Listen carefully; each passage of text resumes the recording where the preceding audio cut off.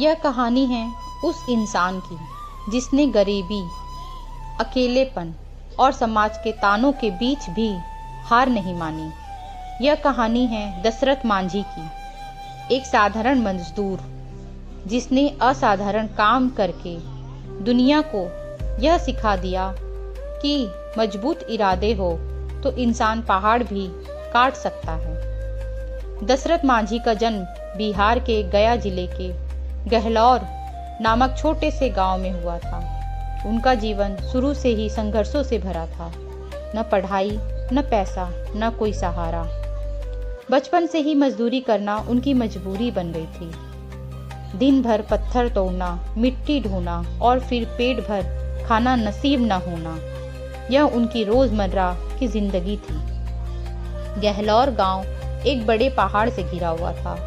पहाड़ के उस पार ही शहर था जहां अस्पताल, बाजार और सुविधाएं मौजूद थी। लेकिन पहाड़ की वजह से गांव वालों को शहर पहुंचने के लिए 50-60 किलोमीटर का लंबा जोखिम भरा रास्ता तय करना पड़ता था।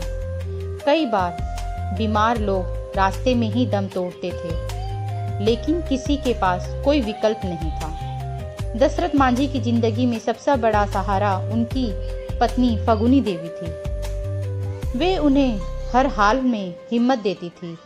एक दिन फगुनी देवी पहाड़ पार कर उनके लिए खाना लेकर आ रही थी। रास्ता फिसलन भरा था। उनका पैर फिसला और वो बुरी तरह घायल हो गई।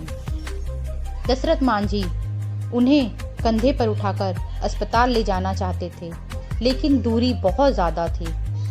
समय पर इलाज न मिल पाने के कारण फगुनी देवी की मृत्यु हो गई। उस दिन दशरथ मांझी सिर्फ अपनी पत्नी को नहीं, बल्कि अपनी जिंदगी की सबसे बड़ी ताकत को खो बैठे। वे टूट गए, लेकिन उसे टूटने से एक अटूट संकल्प जन्म।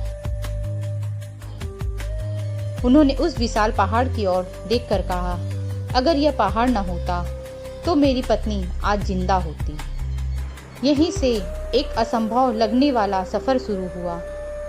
गांव वालों ने उन्हें समझाया, रोका, हंसी उड़ाई। किसी ने कहा यह पागल हो गया है। किसी ने कहा एक गरीब मजदूर पहाड़ नहीं काट सकता। लेकिन दशरथ मांझी ने किसी की नहीं सुनी। उन्होंने बिना किसी मशीन, बिना सरकारी मदद, केवल हथौड़ी और छेनी लेकर पहाड़ काटना शुरू कर दिया। दिन में मजदूरी करते ताकि पेट भर सके और शाम होते ही पहाड़ पर पहुंच जाते। कभी धूप जलाती, कभी बारिश भिगोती। शरीर जवाब दे देता, लेकिन उनका इरादा कभी कमजोर नहीं पड़ा।